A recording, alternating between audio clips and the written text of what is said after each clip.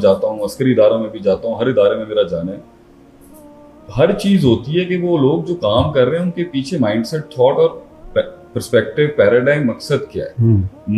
ہم اسپرچل لوگ ہیں سر, مسلمان ایک روحانی مخلوق ہے. ہماری دنیاوی سارے اصول, ہماری مادہ پرستی, ہماری حیثیت, ہمارے جتنے بھی فزیولوجیکل ایسپیکٹس اور پیراڈائمس ہیں وہ روحانیت سے مافوق نہیں ہو سکتے.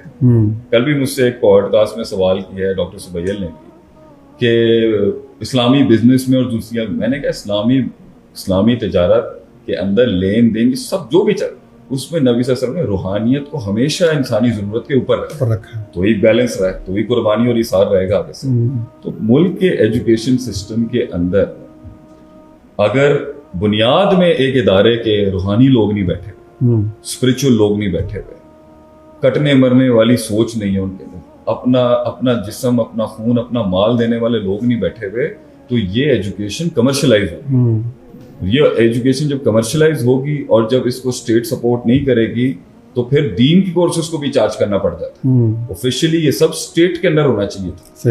جو خلیفہ پہلے جو ہے وظیفے لگایا کرتے تھے ہر چیز کے, اور ایک تھنک ٹینک کا کام پیسے کی طرف توجہ نہیں ہوتی, ایک تھنک ٹینک کا کام علم دینا ہوتا ہے, بیلنسنگ کرنی ہوتی ہے, چیزوں کے اندر ہیجنگ کرنی ہوتی ہے, آگے سے اس کی گھاس کی ٹپس اور اس کی نوکیں اور جڑیں اس کی دیکھنی ہوتی ہیں. وہ پیسے کے اوپر, یہ اسٹیٹ کا کام. جب اسٹیٹ نے یہ ذمہ داری نہیں لی اور پرائیویٹ سیکٹر کو آگے آنا پڑا, اوبویسلی سر اگر آپ کے یہاں کسی سوسائٹی کے اندر پلاٹ مہنگا ہو رہا ہے تو سٹے باز وہاں بھی پہنچ جاتے ہیں. تو جب ایجوکیشن کے اندر بھی جو ہے نا پیسے بنانے کی باری آئی تو اوبویسلی کمرشل مائنڈ سیٹ آیا اس کے اندر, اور جب کمرشل مائنڈ سیٹ آیا اور جب پیسے کمانے کا مائنڈ سیٹ آیا, ایجوکیشن نہیں, تربیت کمپرومائز, لیڈرشپ کمپرومائز, لیڈرز بنانے والی سوچ کمپرومائز.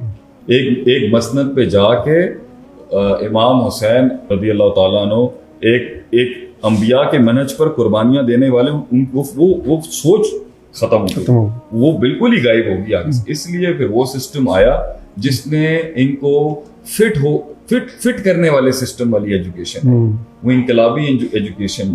اور دوسری بات یہ, جب آگے کا ماڈل جو ڈیمانڈ کر رہا ہے ویسی ایجوکیشن سسٹم, جب آپ نے ان کو نوکریاں کروانی ہیں, ان کو 9 to 5 پرسپیکٹیوز میں رکھنا ہے, آپ نے ان کو کمپنیوں اور کارپوریٹ سیکٹر کے اندر ہی کرنا ہے, تو آپ کا ایجوکیشن ماڈل بھی ویسے ہوگا. جب آپ نے اسے امام بنانا ہے تو شیخ اس کا امام کا سلیبس اور ہوگا, امام کا سلیبس اور ایک نوکر کے سلیبس میں بہت فرق. میرا یہ سوال تھا کہ اس قوم کے اندر جو ہے وہ لیڈر کیسے پیدا کیے جائیں.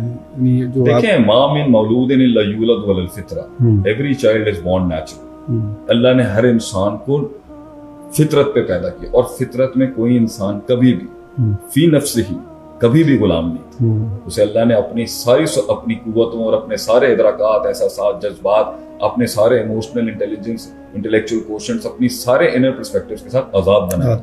اس کو اندر قوت ارادہ, قوت استدلال رکھی تھی. ایک طاقت تھی سوچنے کی, ادراک کرنے کی, ایک طاقت تھی اسے نیت میں کنورٹ کرنے کی. یہ انسٹیٹیوشنز ہوتی ہیں جنہیں اللہ نے آگے جو فرد جم عائد ہو رہی ہے وہ ابویت پر ہے. فابواہ کہ ماں باپ ہوں گے سب سے پہلے رسپانسبل, یحبدانی او ینصرانی او یمجسانی, او کما قال نبی صلی اللہ علیہ وسلم, وہ ہوں گے جو اس قوتوں کو پروان چڑھائیں گے. پھر آگے تعلیمی ادارے.